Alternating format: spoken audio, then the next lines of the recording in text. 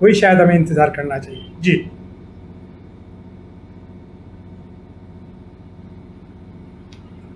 हाँ। बहुत बहुत धन्यवाद। अब मैं आऊंगा राकेश जी के पास। मोदी जी का लगता प्रिय सॉन्ग जो है ना, वो है इन्हीं लोगों ने ले ली ना दुपट्टा मेरा। मुजरा करवाते हैं तो हो सकता है मुजरे वाली बहुत पिक्चरें देखी होंगी, उन्होंने जाते होंगे, शौकीन रहे होंगे। अदरवाइज तो ऐसे मुजरा शब्द तो आता नहीं है। लेकिन आज एक एएनआई के इंटरव्यू में फिर उन्होंने कुछ ऐसी बातें कही जिस पर अब हम हंस सकते हैं सर, मुस्कुरा सकते हैं, हंस सकते हैं।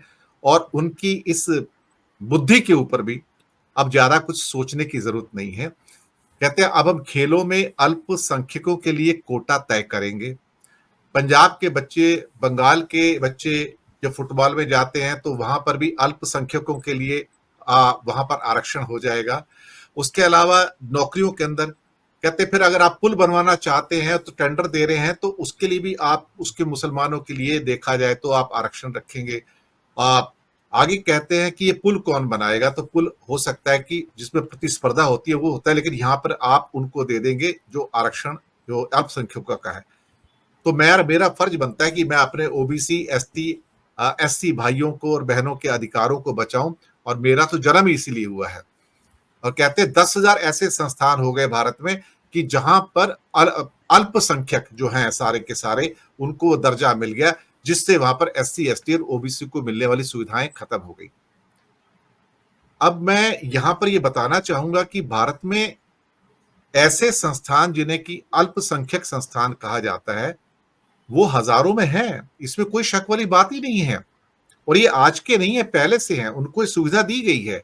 उसमें मुस्लिम्स की इंस्टीट्यूशंस हैं, उसमें सिखों की इंस्टीट्यूशंस हैं, और भारत में बहुत बड़ी संख्या में जैन्स की इंस्टीट्यूशंस है जिनको अल्पसंख्यकों का दर्जा मिला हुआ है।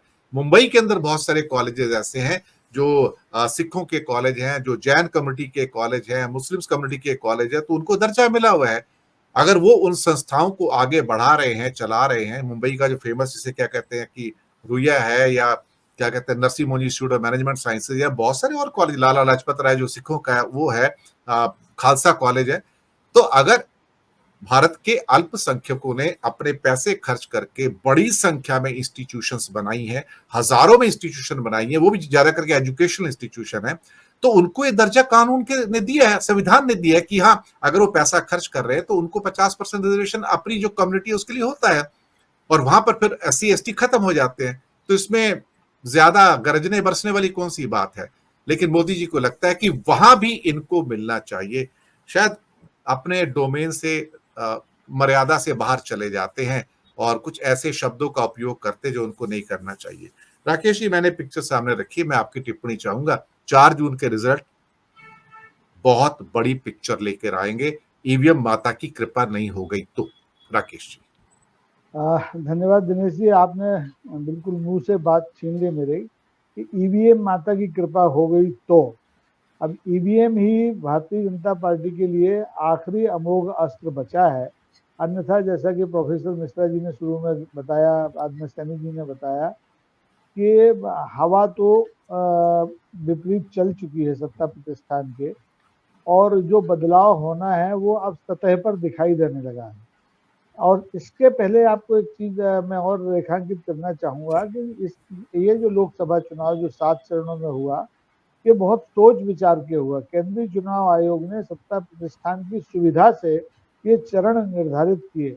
और अंतिम चरण कौन सा रखा, जिसमें माननीय मोदी जी का खुद लोकसभा क्षेत्र आता है, काशी, जहाँ से वो न सिर्फ जीतना चाहते हैं बल्कि एक कीर्तिमान नया बनाना चाहते हैं कि 10 लाख से ज्यादा वोटों से जीते। लेकिन अब जो हालात हुए हैं, जिस ढंग से इंडिया गठबंधन में सांद्रण हुआ है, जिस वजह से बहुत निकट आए हैं लोग, जनता उनके उनकी बातों पर यकीन करने लगी है, उसे देखते हुए काशी का जो मौजूदा नजारा है वो बड़ा रोचक है। आप देखिए, पूरी सरकार, पूरा संगठन अपना, और डबल इंजन की सरकारों के मुख्यमंत्री अपना राशन पानी लेकर के पिछले 3 दिन से वहां पर पड़े हुए हैं। उन्हें लग रहा है कि मोदी जी को कीर्तिमान बनाना तो है ही, वो आसान है या जिताना आसान है। तो ये स्थितियां बदल गई हैं। ठीक है, उनके सामने कोई राजनारायण नहीं है, लेकिन मोदी जी को ये लगता है कि वो जयप्रकाश नारायण जैसे लोक नायक हो गए हैं और वो जिधर चाहेंगे हवा का रुख उधर हो जाएगा। लेकिन न वो लोक नायक हैं और न हवा का रुख अब उनकी मुट्ठी में रह गया है।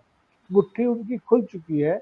जिस तरीके से इस लोकसभा चुनाव के पिछले 6 चरणों में मुद्दों को हटा करके रोज नए हौवे खड़े किए गए, उसने भारतीय जनमानस को पूरी तरह से उद्वेलित कर दिया। जो पहले अंडर करंट दिखाई नहीं दे रहा था, वो पहले दिन मंगलसूत्र में थोड़ा सा बदला, उसके बाद फिर आपके जो बिरसा कर है, विरासत का कर है, उसने बदला, फिर धीरे से भैंस ने बदल दिया, फिर हिंदू मुसलमान ने बदल दिया और आखिरी में आपने जिस मुजरे की बात कही उस मुजरे ने भी बदला। हिंदुस्तान का जो आम अनपढ़ आदमी है वो भी मुजरा शब्द का अर्थ समझता है, लेकिन दुर्भाग्य है कि हमारे देश के माननीय प्रधानमंत्री ने उस शब्द का इस्तेमाल गलत जगह और गलत समय कर दिया।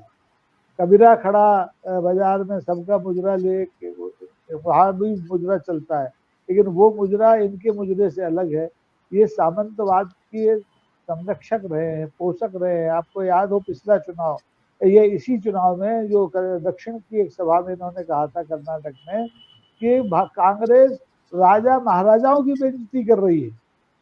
तो वो सामंती मानसिकता इनके दिमाग में भरी हुई है और वो मुजरा इनके दिमाग में भरा है।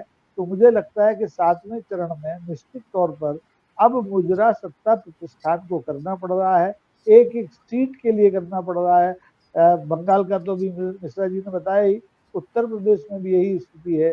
जिन 13 सीटों पर चुनाव होना है 1 जून को, वहां लेने के देने पड़ रहे हैं। 13 में से 4 मिल जाए, 3 मिल जाए, इसी पर भी भारतीय जनता पार्टी को बहुत संतोष हो सकता है। इसमें 1 सीट तो खुद मानने की रहेगी। तो मुझे लगता है कि ये चुनाव ठीक वैसे ही नतीजे देगा, 77 जैसे देगा तो देगा ही, नहीं तो 1985 जैसे तो देगा ही, जिसमें अटल बिहारी जैसे, हेमवती, नंदन बहुड़ा जैसे लोग धराशायी हो गए थे। ऐसे ही इस मौजूदा केंद्रीय मंत्रिमंडल के तमाम मंत्री इस लोकसभा चुनाव में खेत होने जा रहे हैं, ऐसा मुझे लग रहा है। अलग अलग क्षेत्रों से जो मेरी बात होती है मित्रों से, हमारे मध्य प्रदेश में ही स्थितियां ऐसी हैं कि जहाँ पिछले 2019 के चुनाव में 1 सीट को छोड़ के 28 सीटें, 29 में से 28 सीटें भारतीय जनता पार्टी के पास थी। अब उन्हें अपनी 10 सीटें बचाए रखने में भी मतलब क्या नानी याद आ रही है।